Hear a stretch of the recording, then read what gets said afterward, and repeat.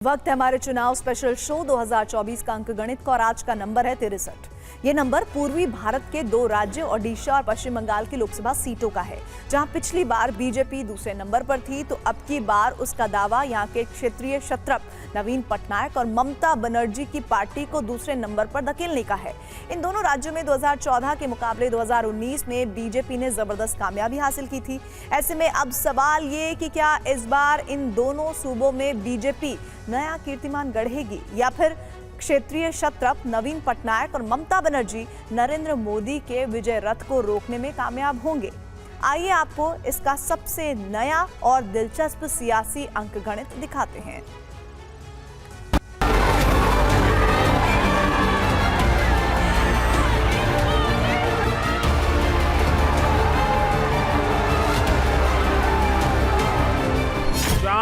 जून को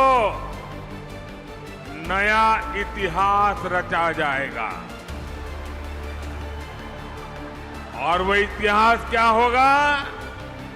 फिर एक बार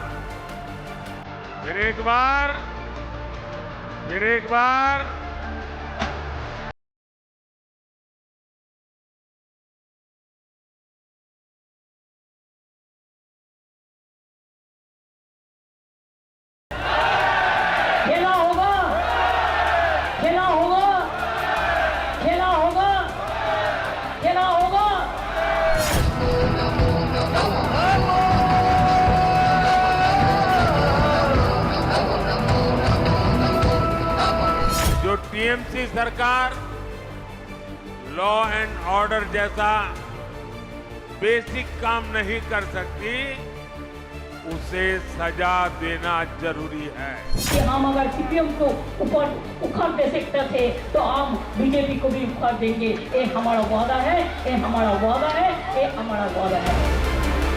400 पार कराओगे, नवीन पटनायक की जगह ओडिया बोल सके ऐसा मुख्यमंत्री बनाना है या नहीं बनाना है?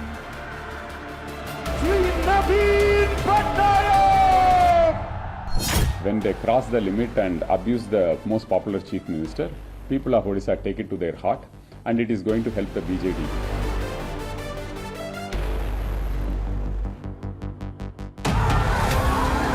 अंतिम चरण के चुनावी रण में पश्चिम बंगाल की जंग जबरदस्त है। 42 लोकसभा सीटों वाले इस प्रदेश में वैसे तो अब सिर्फ 9 सीटों पर ही मतदान बाकी है, लेकिन पीएम मोदी और मुख्यमंत्री ममता बनर्जी दोनों ही आखिरी वक्त तक एक एक सीट का समीकरण साधने की जुगत में। इस कवायद में मोदी और दीदी दोनों ने कोलकाता में शक्ति प्रदर्शन किया।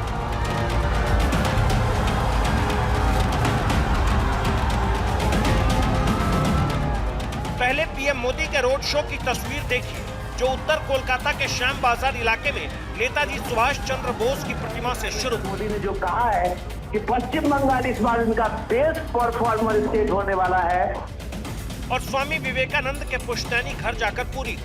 प्रधानमंत्री बाग बाजार में स्वामी विवेकानंद के गुरु रामकृष्ण परमहंस की जीवन संगिनी मां शारदा देवी के घर भी गए, उन्हें नमन किया, संतों सन्यासियों से मुलाकात की।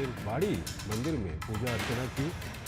ये दृश्य ये मुलाकात चुनाव के लिहाज से बहुत अहम है, क्योंकि हाल ही में मुख्यमंत्री ममता बनर्जी ने रामकृष्ण मिशन और भारत सेवाश्रम संघ से जुड़े कार्तिक महाराज पर बीजेपी के लिए काम करने का आरोप लगाया था, जिसके विरोध में संतों और सन्यासियों ने कोलकाता में नंगे पैर पदयात्रा की।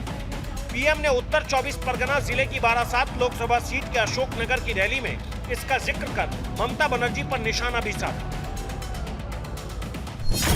अब रामकृष्ण मिशन, इस्कॉन, भारत सेवाश्रम संघ, ये ऐसी महान संस्थाएं हैं, दुनिया में उनकी प्रतिष्ठा है। उनके संतों को अपमानित करना, भाइयों बहनों, ये सब अपने वोट बैंक को खुश करने के लिए, वोट जिहाद को आगे बढ़ाने के लिए किया जा रहा है। पश्चिम बंगाल में अंतिम चरण के चुनाव में प्रधानमंत्री ने उत्तर 24 परगना जिले की बारासात लोकसभा सीट के अशोकनगर और दक्षिण 24 परगना जिले की जाधवपुर लोकसभा सीट के बरुईपुर में रैली भी की। इस दौरान बारासात में उन्होंने वाम मोर्चा, कांग्रेस और टीएमसी तीनों पर एक साथ तीखे प्रहार किए। पहले बंगाल को कांग्रेस ने लूटा, फिर लेफ्ट ने लूटा और अब टीएमसी दोनों हाथों से लूट रही है।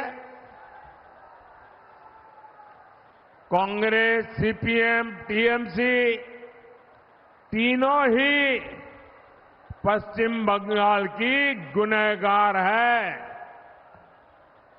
लोग ये भी जानते हैं कि सीपीएम को दिया हर वोट ये टीएमसी के खाते में जाएगा। पश्चिम बंगाल में राजनीति और हिंसा तो जैसे एक ही सिक्के के दो पहलू हैं। ऐसे में प्रधानमंत्री की बारासात रैली में शामिल होने जा रहे लोगों से भरी बस पर पथराव भी हुआ, जिसका आरोप टीएमसी पर लगा। बारासात के बाद जाधवपुर की रैली में पीएम मोदी ने जो दावा किया वो सुनने में तो सियासी है, लेकिन अगर ये सच हुआ तो पश्चिम बंगाल की राजनीति में बड़े बदलाव की आहट होगी।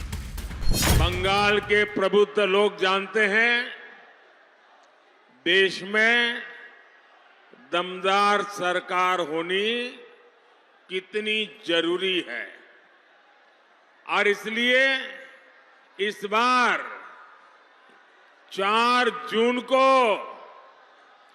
नया इतिहास रचा जाएगा और वो इतिहास क्या होगा? फिर एक बार इससे पहले प्रधानमंत्री ने एक इंटरव्यू में भी पश्चिम बंगाल पर बड़ी भविष्यवाणी की।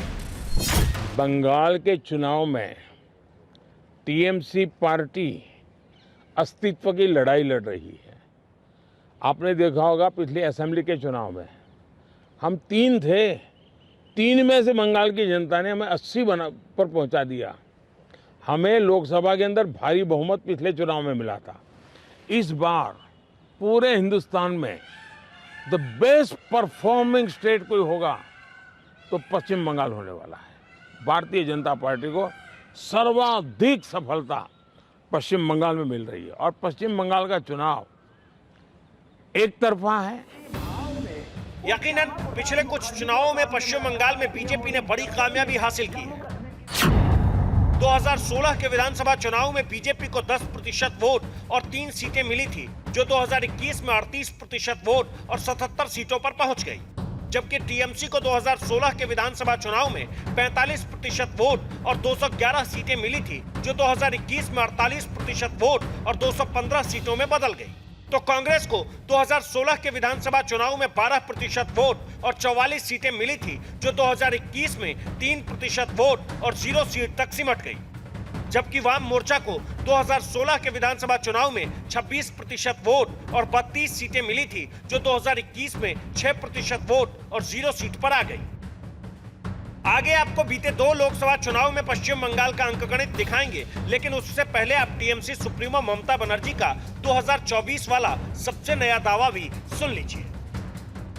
बांग्ला ही रहा है, इसी के लिए हम अगर सीपीएम को ऊपर उखाड़ दे सकते थे तो हम बीजेपी को भी उखाड़ देंगे। ये हमारा वादा है, ये हमारा वादा है, ये हमारा वादा है।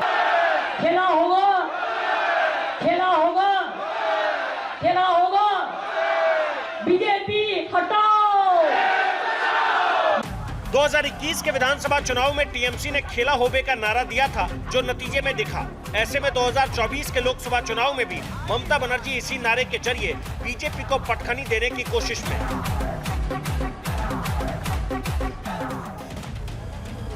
जबकि बीजेपी अब की बार पश्चिम बंगाल में सीटों के लिहाज से शिखर पर पहुंचने का दावा कर रही है। पश्चिम बंगाल के लोकसभा चुनाव में बीजेपी इस बार पश्चिम बंगाल में 1 नंबर पार्टी बनना चाहता है। पिछली बार 18 सीट के साथ बीजेपी पश्चिम बंगाल में 2 नंबर पार्टी था, लेकिन इस बार बीजेपी के लिए फायदा है, क्योंकि इंडी गठबंधन के 2 शरीक तृणमूल कांग्रेस और कांग्रेस पश्चिम बंगाल में इस बार अलग अलग चुनाव लड़ रहे हैं। पीएम मोदी ने पश्चिम बंगाल में एक तरफा जीत का दावा किया तो गृह मंत्री अमित शाह ने इस प्रदेश में बीजेपी की संभावित सीटों का अंकगणित तक बता दिया। इस बार बंगाल में भी 30 सीटें नरेंद्र मोदी की झोली में जाने वाली है। बंगाल में 30 सीटें आते ही आप समझ कर रखना, ये तृणमूल कांग्रेस खंड खंड हो जाएगी। बीते 2 लोकसभा चुनाव में पश्चिम बंगाल में बीजेपी का ग्राफ कैसे बढ़ा और विपक्षी दलों का घटा है, अब उसे भी देखिए। 2024 के लोकसभा चुनाव में यहां बीजेपी को 17% वोट और 2 सीटें मिली, जो 2019 में 40% वोट और 18 सीटों तक पहुंच गई। तो 2014 के लोकसभा चुनाव में टीएमसी को 39% वोट और 34 सीटें मिली थी, जो 2019 में 43% वोट और 22 सीटों पर आ गई। 2014 के लोकसभा चुनाव में कांग्रेस को यहां 10% वोट और 4 सीटें मिली थी, जो 2019 में 6% वोट और 2 सीट पर आ गई। तो वाम मोर्चा को 2014 के लोकसभा चुनाव में 30% वोट और 2 सीटें मिली थी, जो 2019 में 7% वोट और 0 सीट पर आ गई। 2019 के लोकसभा चुनाव में कांग्रेस को महज 2 सीटें आई थीं, तो वामपंथी मोर्चा अपना खाता भी नहीं खोल पाया था। वहीं 2021 के विधानसभा चुनाव में कांग्रेस और वाम मोर्चे को 1 सीट भी नहीं मिली थी। ऐसे में इस बार के लोकसभा चुनाव में कांग्रेस और वाम फ्रंट के सामने चुनौती है अपना वजूद बचाए रखने की। पूर्वी भारत का एक और अहम राज्य ओडिशा है, जहां लोकसभा के साथ साथ विधानसभा चुनाव भी हो रहे हैं। यहां अब तक 3 चरण के चुनाव हो चुके हैं और 1 जून को चौथे और अंतिम चरण का मतदान होना है। ओडिशा में 3 चरण में 15 लोकसभा और 105 विधानसभा सीटों पर वोट डाले जा चुके हैं, तो 1 जून को बाकी बची 6 लोकसभा और 42 विधानसभा सीटों पर चुनाव बाकी है। उड़ीसा में पिछले 24 साल से नवीन पटनायक की बीजेडी का एक छत्र राज है। इससे पहले वो बीजेपी के साथ एनडीए का हिस्सा भी रह चुके हैं, लेकिन साल 2009 में ये रिश्ता टूट गया था। बावजूद रिश्ता खत्म होने के बाद प्रधानमंत्री के रिश्ते बीजेडी और नवीन पटनायक से जबरदस्त रहे। यहां तक कि 2024 के लोकसभा चुनाव में भी ये चर्चाएं थीं कि बीजेडी बीजेपी और एनडीए का हिस्सा हो सकती है। हालांकि ये बात हकीकत में तब्दील नहीं हो सकी। अब आलम यह है कि बीजेपी और बीजेडी दोनों में आर पार की लड़ाई छिड़ी है। बीजेपी के निशाने पर बीजेडी सुप्रीमो और मुख्यमंत्री नवीन पटनायक से ज्यादा उनके करीबी पूर्व आईएएस वीके पांड्यान हैं, जिन्हें बीजेडी का वारिस कहा जा रहा है। बीजेपी का आरोप है कि तमिलनाडु के वीके पांड्यान ओडिशा की सत्ता हथियाने के लिए नवीन पटनायक का इस्तेमाल कर रहे हैं। इसके सबूत के तौर पर पार्टी के कई नेताओं ने सोशल मीडिया में इस वीडियो को शेयर किया है। मुक्त उड़ीसा हमें बनाना है। उड़ीसा का भविष्य उड़ीसा का लोग ही निर्णय करेगा। उड़ीसा का भविष्य तमिलनाडु या असम से आके हम लोग निर्णय नहीं कर सकता हूँ। उड़ीसा का भविष्य उड़िया लोग ही निर्णय करेगा। 10 तारीख एक उड़िया मुख्यमंत्री हो और बिना पांड्यान हो, यही हमारा मैसेज होगा। बीजेपी के तमाम बड़े नेता ओडिशा में अब की बार विधानसभा से लेकर लोकसभा तक में नया इतिहास लिखने के अभियान में जुटे हैं। गृह मंत्री अमित शाह ने एक ही दिन में भद्रक, जाजपुर और जगत सिंहपुर में 3-3 रैली की और हर जगह उन्होंने बीजेडी सुप्रीमो नवीन पटनायक और उनके करीबी वीके पांड्यान पर जोरदार निशाना साधा। बीजेपी ने ओडिशा में जगन्नाथपुरी मंदिर के रत्न भंडार की गुम चाबी को भी अपना चुनावी मुद्दा बनाया है। नवीन बाबू, ओडिया जनता को बताइए, रत्न भंडार की डुप्लीकेट चाबी आपने बनाई है या नहीं बनाई है? नवीन बाबू, आप ओडिया जनता को बताइए, रत्न भंडार उसके बाद खोला गया या नहीं खोला गया? और नवीन बाबू, रत्न भंडार में से जो माल निकला वो कहां गया, इसका हिसाब क्या है? गृह मंत्री के इस आरोप का जवाब बीजेडी ने भी दिया है। BJP Odisha have put 9 self goals. The first self goal is dragging Lord Mahaprabhu Jagannath and Sri Mandir into political discourse. People of Odisha don't like this kind of approach, and people condemn this kind of approach by BJP. And also the way leaders of BJP, especially those who are coming from outside, using abusive language against the most popular chief minister in the country, Naveen Babu, people of Odisha don't like this. Odisha के पिछले चुनावी नतीजों के अनुसार BJD के बाद BJP दूसरी बड़ी ताकत बन चुकी है। पहले बीते 2 विधानसभा चुनाव का अंकगणित देखिए, फिर आपको पिछले 2 लोकसभा चुनाव का भी हिसाब दिखाएंगे। ओडिशा में 2014 के विधानसभा चुनाव में बीजेडी को 43% वोट और 117 सीटें मिली थी, तो 2019 में उसे 45% वोट और 112 सीटें मिली, जबकि बीजेपी को 2014 के विधानसभा चुनाव में 18% वोट और 10 सीटें मिली थी, जो 2019 में 32% वोट और 23 सीटों तक पहुंच गई। कांग्रेस को 2014 के विधानसभा चुनाव में 26% वोट और 16 सीटें मिली थी, जो 2019 में 16% वोट और 9 सीटों पर आ गई। ओडिशा में 2014 के विधानसभा चुनाव में अन्य दलों और निर्दलीय उम्मीदवारों को 13% वोट और 4 सीटें मिली थी, जो 2019 में 7% वोट और 3 सीटों पर आ गए। ओडिशा में लोकसभा और विधानसभा दोनों के नतीजों के मुताबिक पिछली बार ही बीजेपी राज्य की मुख्य विपक्षी पार्टी बन गई थी। ऐसे में इस बार उसकी नजर न सिर्फ लोकसभा सीटों के लिहाज से अव्वल आने पर है, बल्कि विधानसभा चुनाव में धमाकेदार जीत दर्ज करने पर भी है। बीजेपी का दावा तो यहां तक है कि 10 जून को ओडिशा में बीजेपी का मुख्यमंत्री शपथ लेगा। अब जरा ओडिशा में बीते 2 लोकसभा चुनाव का अंकगणित भी देखिए। 2014 के लोकसभा चुनाव में यहां बीजेडी को 44% वोट और 20 सीटें मिली, जो 2019 में 43% वोट और 12 सीटों पर आ गई। बीजेपी को ओडिशा में 2014 के लोकसभा चुनाव में 22% वोट और 1 सीट मिली थी, जो 2019 में 38% वोट के साथ 8 सीटों पर पहुंच गई। तो 2014 के लोकसभा चुनाव में यहां कांग्रेस को 26% वोट और 0 सीट मिली थी। 2019 में उसका वोट शेयर तो 14% पर आ गया, लेकिन सीट 1 जरूर मिल गई। ओडिशा में 29 मई को प्रधानमंत्री भी 3 रैली करने पहुंचेंगे। इससे पहले उन्होंने 2024 के चुनाव में ओडिशा में बीजेपी के अंकगणित पर क्या दावा किया, उसे सुनिए। 25 साल से उड़ीसा में प्रगति नहीं हुई और सबसे बड़ी चिंता ऐसी है कि कुछ एक ऐसी टोली है जिसने पूरे उड़ीसा की व्यवस्था को कब्जा कर लिया है। ऐसा लगता है पूरी व्यवस्था को बंधक बना दिया है, और जब इतना बंधक बना दिया है तो बहुत स्वाभाविक है कि उड़ीसा अगर उस बंधनों से बाहर आएगा तो उड़ीसा खिलेगा। उड़ीसा की अस्मिता का सवाल है।